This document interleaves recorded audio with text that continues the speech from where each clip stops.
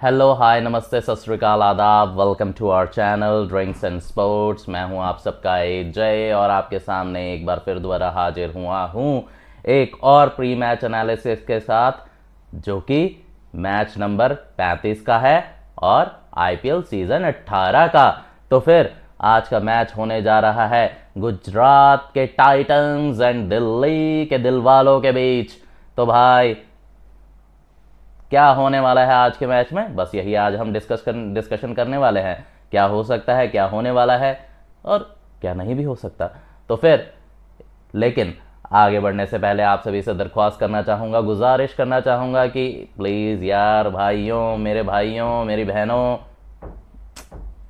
Please like share comment and subscribe यार please, and bell icon दबाना बिल्कुल मत भूलिएगा। तो फिर आगे बढ़ते हैं ज़्यादा देरी ना करते हुए। आज का मुकाबला जैसा कि मैंने बोला होने वाला है कहाँ, नरेंद्र भाई मोदी स्टेडियम अहमदाबाद में।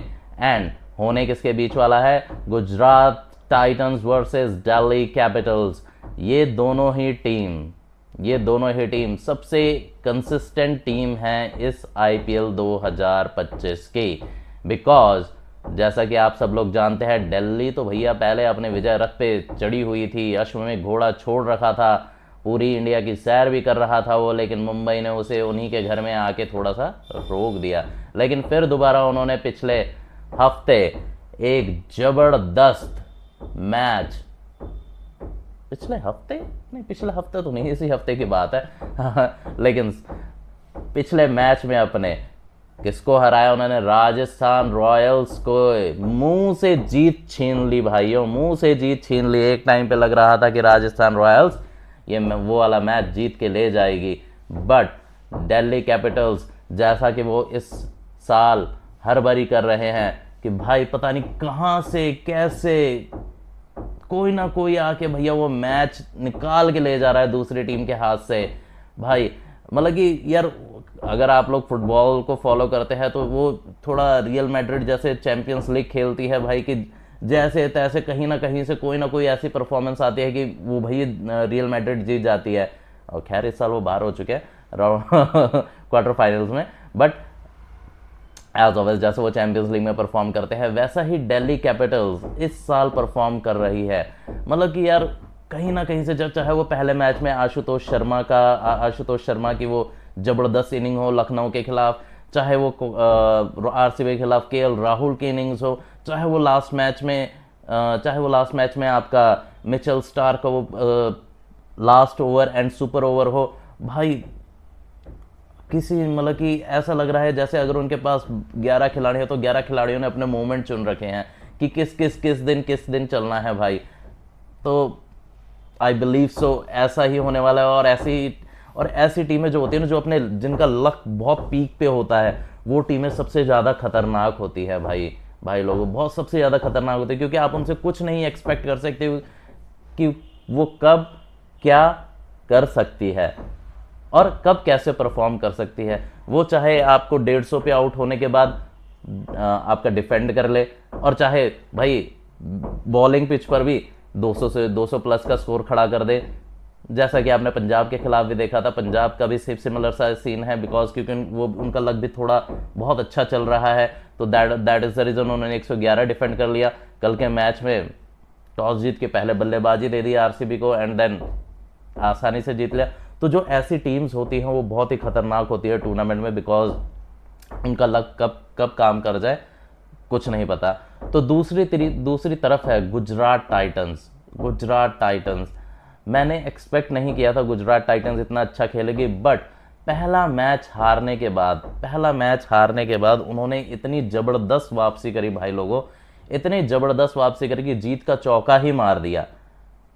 लेकिन जब वो पहुंचे थे गोयनका साहब के घर लखनऊ में लास्ट मैच में अपने, तो वहाँ गोयनका साहब ने वो करते करते उन्हें बिल्कुल नेस्तो नाबूद कर दिया और वहाँ से घर भेज दिया।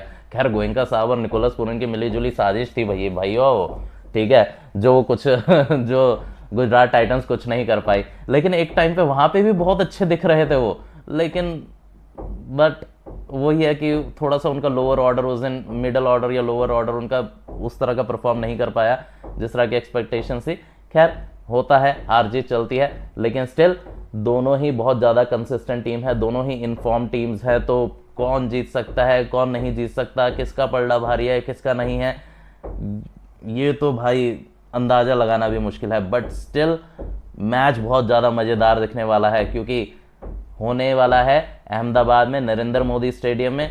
2 पिचेस हैं वहाँ पे, एक रेड सॉयल की, एक ब्लैक सॉयल की। रेड सॉयल की पिच पे अभी तक जो भी टीम खेली है उसने 200 प्लस ही स्कोर खड़ा करा है, और ब्लैक सॉयल पे जो पिच है उस पे लगभग 190 से 195 तक का स्कोर गया है। एंड बट जो ब्लैक सॉयल की पिच है वो उसमें बॉलर्स भी अपना कुछ कमाल दिखा सकते हैं।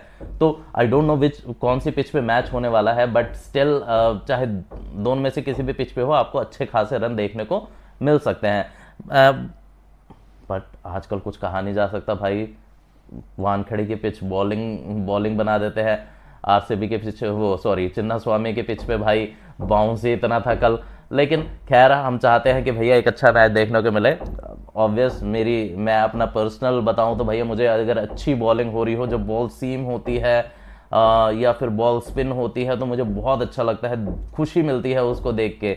बट स्टिल चौके छक्के होने भी इंपॉर्टेंट है। अगर हर मैच वैसा जाने लग जाएगा तो थोड़ा सा वो जो होता है ना क्रेज, थोड़ा सा कम हो जाता है। बिकॉज हर कोई भाई चौके छक्के देखने जाता है, हर कोई ये देखने जाता है कि बॉल हवा में ही रहे भाई, विकेटों पे नहीं जानी चाहिए ज़्यादा, बॉल हवा में ज़्यादा रहनी चाहिए।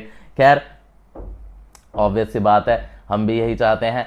खैर आगे बढ़ते हैं। अगर मैचअप्स की बात करें, मैचअप्स की बात ये है, या फैक्ट्स की बात करें हम, तो फैक्ट्स की बात यह है कि भाई जो सबसे बड़ा मैचअप है इस मैच का, इन दोनों के बीच का, वो मुझे लगता है केएल राहुल वर्सेस राशिद खान है।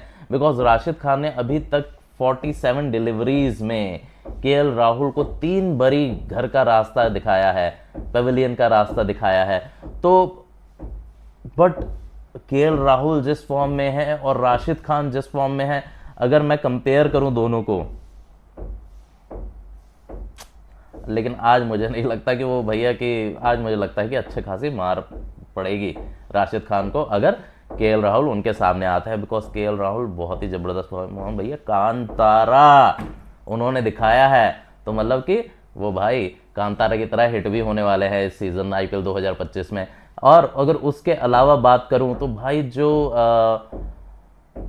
गुजरात टाइटंस के बल्लेबाज, मतलब टॉप ऑर्डर है, उन्होंने लगभग 350 रन मारे हैं अभी तक जो मैच खेले हैं 6 इनिंग्स में। उन्होंने 350 के आसपास रन मारे हैं, और वो भी 53 की औसत के साथ, 53 की औसत एवरेज के साथ उन्होंने 350 रन मारे हैं। भाई बहुत ही अच्छी परफॉर्मेंस है टॉप 3 बैट्समैन से उनके। सभी जानते हैं कि गुजरात की बैटिंग जो अभी तक की है, वो सबसे ज़्यादा रिलाय कर रही है अपने टॉप 3 बैट्समैन पे, Sai Sudharsan, Jos Buttler and आपके शुभमन गिल को तो मैं भूल गया, कप्तान साहब, ठीक है। लेकिन भाई बहुत ही ओल्ड फैशन है, जैसे पुरानी टीमों में हुआ करता कि टॉप ऑर्डर बहुत स्ट्रांग है, नीचे जाते जाते थोड़ी सी कमी आती जाती थी। बट स्टिल वो जो 3 बैट्समैन हैं उनके इतने टॉप क्लास हैं। शुभमन गिल तो थोड़ा सा हॉट एंड कोल्ड रहे हैं अभी तक आईपीएल 2025 में, लेकिन Sherfane my bad, Sai Sudharsan and Jos Buttler दोनों के दोनों इस कदर फॉर्म में हैं कि भाई ना शुभमन गिल का जो एक आधे मैच में जल्दी आउट हो जाना, ना वो उसको महसूस होने दे रहे हैं, ना वो मिडिल ऑर्डर की कमियों को महसूस होने दे रहे हैं, और अगर बॉलिंग कहीं थोड़ा बहुत छूट जा रही है तो उसे भी महसूस नहीं होने दे रहे। तो बहुत ही ब्रिलियंट फॉर्म में है। दैट इज़ द रीज़न भाई उनके टॉप ऑर्डर ने अभी तक लगभग 350 रन मार दिए हैं इस आईपीएल सीजन 18 में। और अगर दूसरी तरफ चले दिल्ली कैपिटल्स, तो उनका जो ओपनिंग पेयर है भाई लोग, वो सबसे बड़ा सरदर्द है उनका, क्योंकि ओपनर्स अभी तक नहीं चले। उन्होंने सिर्फ और सिर्फ 126 रन मारे हैं 6 मैचेस में, और वो भी 21 की औसत के साथ। तो फैक्ट ये कह रहा है कि अगर आप गुजरात टाइटंस के टॉप ऑर्डर को कंपेयर करें एंड उसके दिल्ली कैपिटल्स के टॉप ऑर्डर को कंपेयर करें, तो भाई कहीं ना कहीं गुजरात टाइटंस का जो टॉप ऑर्डर है वो भाई उसका पलड़ा भारी है, उसका पलड़ा भारी है, और बहुत ही भारी नहीं है भैया, ये बिल्कुल ये 10 किलो का बाट रखा है और यहाँ सिर्फ 500 ग्राम ही रह गया है। ये ऐसा सा फ़र्क लग रहा है मुझे। और खैर अगर दिल्ली कैपिटल को दिल्ली कैपिटल ये मैच जीतना चाहती है, मतलब वो जो अश्वमेघ उन्होंने फिर दोबारा अश्वमेघ का घोड़ा जो उन्होंने फिर दोबारा लास्ट मैच में छोड़ा था, अगर उसे फिर दोबारा वो चलाना चाहती है आगे तक, मतलब अपने विजय रथ अपने विजय पथ पे फिर दोबारा कायम रहना चाहती है, तो फिर उसे गुजरात टाइटंस के टॉप ऑर्डर को धराशायी करना पड़ेगा, क्योंकि अगर वो चल गए तो भैया अच्छा खासा स्कोर लग सकता है। खैर उसके अलावा एक और फैक्ट की बात है कि साई सुदर्शन अभी तक अपनी 26 इनिंग खेली है शायद उन्होंने आईपीएल में या आई थिंक आईपीएल की अभी तक उन्होंने 26 इनिंग खेली हैं, जिसमें से सिर्फ और सिर्फ वो 4 बार, आई थिंक 4 या 6 बार, करेक्ट कीजिएगा इफ आई एम रॉन्ग, 4 या 6 बार, आई थिंक जहां तक मुझे लगता है सिर्फ 4 बार वो सिर्फ पावर प्ले में आउट हुए हैं। मतलब कि भाई इतना ज़बरदस्त बैट्समैन है कि वो सिर्फ अपनी पिछली खेली 24 इनिंग्स में आईपीएल में जो अभी तक उसने जितनी भी इनिंग्स खेली है, मतलब कि अगर मैं किसी की भी बात करूं, अगर किसी भी बैट्समैन की बात करूं तो वो सबसे ज़्यादा है। मतलब कि इतना रेगुलर परफॉर्मेंस, इतना कंसिस्टेंट परफॉर्मेंस किसी का नहीं है जितना साई सुदर्शन का है। मतलब कि अगर आप 24 मैचों में सिर्फ 4 या 6 बार सिर्फ पावर प्ले में आउट हो रहे हैं, देन आप बताते हैं कि आप में कितनी काबिलियत है। और ये मैं स्टार्टिंग से कहता आ रहा हूँ कि भाई Sai Sudarshan is one of the biggest talent in India, and he will definitely go ahead and he will definitely make his international debut soon, whether it is in test, one day or T20. I don't think he will debut in T20 because India has explosive batsmen in their T20 batting lineup, but in test or one days I think he will go ahead and he will make his debut soon. खैर उसके बाद दूसरे opener की तरफ भी चले जाते हैं भाई, जेक फ्रेजर मैकगर्ग। भाई ये बंदा अभी तक सिर्फ आईपीएल के इस सीजन में सिर्फ मतलब कि सिर्फ एक बार ही डबल डिजिट स्कोर में गया है, बाकी सब सिंगल डिजिट में ही है, ठीक है।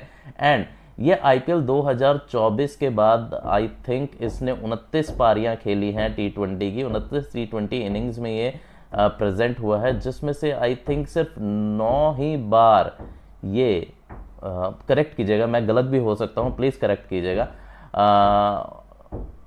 ये बंदा सिर्फ 9 ही बार इसके क्या कहते हैं पावर प्ले के बाद टिका है, मतलब पावर प्ले में ही आउट हो गया है। बाकी 20 बार लगभग पावर प्ले में ही आउट हो गया है, एंड सिर्फ 9 बार ही पावर प्ले से ज़्यादा खेला है। बाकी अगर हेड टू हेड की बात की जाए तो आई थिंक ज़्यादा कुछ है नहीं है, 4-5 मैच हुए हैं तो ज़्यादा कुछ बताने के लिए तो इसमें हेड टू हेड क्या ही बात की जाए, ठीक है। लगभग दोनों बराबर ही है, 2-3 का हिसाब किताब है। एंड तो बस फैक्ट्स तो यहीं ख़त्म हो गए। तो अब बात कर लेते हैं इनकी टीम लाइनअप्स की, दोनों की टीम लाइनअप्स की, क्या टीम लाइनअप रह सकती है और कैसा परफॉर्म कर सकते हैं, कौन से खिलाड़ी हो सकते हैं। तो सबसे पहले मैं दिल्ली की तरफ जाना चाहूँगा। भाई लोगों, अफसोस की बात है कि मुझे लगता है कि फाफ डु प्लेसी अभी भी इंजर्ड है और वो अभी भी नहीं आज का मैच तो नहीं खेलेंगे। आई थिंक इंक्लूजन हो सकता है, बट आई थिंक जहाँ तक मुझे पता है उन्हें अभी तक क्लियरेंस नहीं मिली है इंजरी से, तो I don't think that he will get included in today's squad. उसके बाद बात कर लेते हैं जेक फ्रेजर मैकगर्क है, उनके बारे में बात हम कर ही चुके हैं, कितना आउट ऑफ फॉर्म है वो बंदा इस पिछले 1 साल से। उसके बाद बात कर लेते हैं अभिषेक पोरेल की। अभिषेक पोरेल अच्छे खासे फॉर्म में लग रहे हैं, तो देखिए क्या करते हैं। करुण नायर पहले मैच में अच्छी इनिंग खेलने के बाद अगले मैच में भाई वो लेजीनेस, भाई अपने विकेट को थोड़ी इंपॉर्टेंस दो मेरे भाई। अगर आप इतने टाइम के बाद कम बैक कर रहे हो और मैंने आपकी इतनी भी सबने आपकी इतनी तारीफ करी उस 80+ इनिंग की, बट स्टिल आप उसके नेक्स्ट मैच में आप अपना लेजीनेस, इतना बड़ा लेजीनेस, आपने अपनी विकेट को इंपॉर्टेंस नहीं दे रहे हैं। रन आउट के लिए मतलब कि रन के लिए डाइव नहीं लगा रहे, जब आपको पता है आप पहुंच सकते तो डाइव लगाइए, पहुंचिए भाई भाई वहां पे, ठीक है। विकेट को थोड़ी इंपॉर्टेंस दीजिए और अपना जो कमबैक है उसे प्रूव कीजिए सबको। एंड उसके बाद उस जो दिल्ली के जो मेन खिलाड़ी है इस साल के जो फॉर्म में है वो है केएल राहुल, ठीक है। बहुत कुछ इन पे डिपेंड करेगा। उसके बाद आ जाते हैं अक्षर पटेल हैं, उसके बाद आ जाते हैं ट्रिस्टन स्टब्स, ठीक ठाक फॉर्म में है। एंड देन है आशुतोष शर्मा, जिन्होंने पहले मैच में मिरेकल किया था, लेकिन उसके बाद अभी तक ज़्यादा खास कुछ कर नहीं पाए हैं। तो ये 7 बैट्समैन हैं उनकी टीम में। अगर फाफ डू प्लेसी इंक्लूड होते हैं तो आई थिंक जेक फ्रेजर मैकगर को बाहर जाना पड़ेगा, but still they have good quality batsman अगर चल जाएं तो। बट अगर ना भी चले तो जैसी उनकी किस्मत चल रही है, कोई ना कोई उन्हें जीत के दरवाजे तक लाकर खड़ा कर देता है। उसके बाद तो बाकी खिलाड़ियों के ऊपर है कि वो कैसा खेलते हैं। अगर वो जैसे मुंबई के खिलाफ लगातार 3 रन पता नहीं कहाँ भागने में लगे पड़े थे और लगातार 3 रन आउट करवा दिए अपने, ठीक है। अगर वैसे ही करेंगे तो भैया फिर तो मैच नहीं जीतेंगे। लेकिन हाँ, अगर वो प्रॉपर क्रिकेट खेलेंगे एंड जैसे कि उनका एक खिलाड़ी हर मैच में चल रहा है, तो वैसे ही अगर एक खिलाड़ी उनको जीत के दरवाजे तक लेके आता है तो बाकी सबको चाहिए कि वो सारे मिलकर उस जीत के दरवाजे को खोले एंड उसके पार चले जाए। अगर दूसरी तरफ गुजरात टाइटंस की बैटिंग लाइनअप की बात करो तो उनका जो बैटिंग लाइनअप है, जैसा कि मैंने थोड़ा सा ओल्ड फैशन बैटिंग लाइनअप है। टॉप ऑर्डर उनका बहुत स्ट्रांग है, मिडल ऑर्डर और लोअर ऑर्डर में थोड़ी सी कमियां हैं। टॉप ऑर्डर में उनके पास शुभमन गिल है, आपके साई सुदर्शन है, जॉस बटलर है, ब्रिलियंट फॉर्म में है। इन्हीं के ऊपर उनकी पूरी बैटिंग लाइनअप का बेस है। एंड उसके बाद आ जाते हैं शर्फिन रदरफोर्ड है, शाहरुख खान है, राहुल तेवतिया है, वाशिंगटन सुंदर ने एक मैच में अच्छी बैटिंग करी थी, देन राशिद खान भी है। तो ये उनका बैटिंग लाइनअप है। मैं मतलब कि बहुत अच्छा बैटिंग लाइनअप है। ऊपर के तीन पे बहुत ज़्यादा निर्भर है, उसके नीचे कोई नहीं है। लेकिन और ये यार, मुझे एक चीज़ मैं अभी भी गुजरात की नहीं समझ पा रहा हूँ, वो ग्लेन फिलिप्स को क्यों नहीं खिला रहे हैं। मैं अभी भी ये नहीं समझ पा रहा हूँ कि आप वॉशिंगटन सुंदर को खिला रहे हैं, ठीक है ना, वॉशिंगटन सुंदर को खिला रहे हैं। भाई वो एक मैच का खिला, मतलब कि हर मैच में वो ऐसी बैटिंग परफॉर्मेंसेज नहीं दे सकता है। I really believe that. आप उसे एज अ ऑलराउंडर खिलाइए, इम्पैक्ट सब खिलाइए, कुछ भी करिए, बट भाई वो ऐसा खिलाड़ी नहीं है कि भाई वो हर मैच में आपको परफॉर्मेंस देगा। आपको ग्लेन फिलिप्स को मौका देना चाहिए। भाई आपका मिडल ऑर्डर उससे और थोड़ा सा स्ट्रांग होगा। आई डो नॉट नो क्या ग्लेन फिलिप्स शायद एक मैच में फील्डिंग करते हुए इंजर्ड हुए थे, बट आई थिंक सो वो ठीक हो चुके हैं। एंड मुझे नहीं पता गुजरात टाइटंस के मैनेजमेंट का दिमाग कहाँ चल रहा है, वो ग्लेन फिलिप्स को क्यों नहीं खिला रहे हैं। भाई I am totally baffled from this decision, because वो अपने जो फॉरनर्स का कोटा है उसे भी पूरा नहीं कर रहे हैं। एंड इंस्टेड ऑफ दैट, भाई अगर आप फॉरनर्स का कोटा, ग्लेन फिलिप्स बेंच पे है, भाई उसे खिला लीजिए यार, अच्छा बैट्समैन है भाई, मौका तो दे के देखिए, क्या पता चल जाए, ठीक है। खैर शर्फिन रदरफोर्ड ठीक ठाक फॉर्म में है, उसके अलावा उनके पास है कुछ नहीं है। मैं बात भी नहीं, मतलब कि राहुल तेवतिया यार ठीक है, शाहरुख खान यार ठीक है, ठीक है किया, बाकी सब ठीक है। चलो तो बॉलिंग लाइनअप्स की भी बात कर लेते हैं। बॉलिंग दोनों टीम्स की ही बहुत अच्छी है। अगर मैं एक तरफ बात करूँ तो मिचेल स्टार्क हैं, मुकेश कुमार हैं, मोहित शर्मा हैं, देन आपके कुलदीप यादव हैं, विपराज निगम हैं, अक्षर पटेल है। भाई 6 टॉप क्लास बॉलर्स। और अगर दूसरी तरफ जाते हैं तो दूसरी तरफ भाई मोहम्मद सिराज हैं, प्रसिद्ध कृष्णा हैं, उनके पास ईशांत शर्मा है, देन उनके पास अरशद खान को भी शायद खिला रहे हैं, वो भी ठीक ठाक बॉलिंग कर लेता है। But I think Arshad Khan की जगह ग्लेन फिलिप्स को मौका मिलना चाहिए, ये मेरा मानना है। देन उसके बाद उनके पास साई किशोर बहुत अच्छी फॉर्म में है। लास्ट मैच में निकोलस पूरन ने उनकी अच्छी खासी कुटाई करी थी, बट इसके अलावा वो बहुत ही अच्छी बॉलिंग करते आए हैं टूर्नामेंट में। एंड राशिद खान है, थोड़े से आउट ऑफ फॉर्म है, लेकिन भाई इतना अच्छा बॉलर है कि उसे कभी भी हम नज़रअंदाज नहीं कर सकते या हल्के में नहीं ले सकते। तो ये थी टीम लाइनअप्स दोनों टीम्स के मैंने बारे में बात की है। तो अगर मैं देखूं प्रॉपर फॉर्म के हिसाब से एंड जो ये सीज़न अभी तक खेला है उसके हिसाब से, तो अभी भी मुझे लगता है कि दिल्ली कैपिटल्स का जो लक है भाई वो इस कदर चल रहा है कि आई थिंक वो फिर दोबारा जीतेंगे, ठीक है ना, फिर दोबारा वो विजय रथ पे चलेंगे। वो जो मुंबई के खिलाफ भी मैच हारे थे वो सिर्फ अपनी गलतियों की वजह से हारे थे। अगर गलती नहीं करेंगे, अगर प्रॉपर वे में खेलेंगे तो फिर डेफिनेटली दिल्ली कैपिटल्स की टीम फॉर्म में है and they will win once again. Score की बात करूँ तो भाई मुझे पिच नहीं पता कि कौन से पिच पे होगा, रेड सॉइल वाले पे होगा या ब्लैक सॉइल वाले पे होगा, लेकिन but still I think that 190 plus का स्कोर होगा। तो फर्स्ट इनिंग में 193 और 100 मतलब कि 194 का स्कोर मैं लेके चलता हूँ, 194 स्कोर बनने वाला है एंड वो भी चेजेबल टोटल है भाई। तो दिन का मैच है क्योंकि, तो वो भी चेजेबल टोटल है। किसी भी टीम को परेशान होने की जरूरत नहीं है, चाहे वो दिल्ली कैपिटल्स हो, चाहे वो गुजरात टाइटंस हो, जो भी टीम पहले खेले या दूसरी बार में खेले, तो ऐसा सच कुछ नहीं है कि कुछ ज़्यादा पिच में चेंजेस आएंगे। तो आप बेफिक्र होके अच्छी जगह बॉलिंग कीजिए, टीम को टोटल खड़ा करने दीजिए एंड देन आराम से चेज कीजिए, ठीक है। तो फिर ये थी अभी तक की जो मेरा डिस्कशन था, जो मेरा मानना था आज के मैच के बारे में, क्या हो सकता है क्या नहीं हो सकता। अगर आपको कुछ लगता है कि या आप कुछ शेयर करना चाहते हैं कि आपका क्या मानना है या मैं कहीं गलत हूँ आपके हिसाब से, तो प्लीज़ मुझे कमेंट सेक्शन में लिख के बताइए। और मिलते हैं आज के दूसरे मैच के साथ फिर दोबारा शाम को।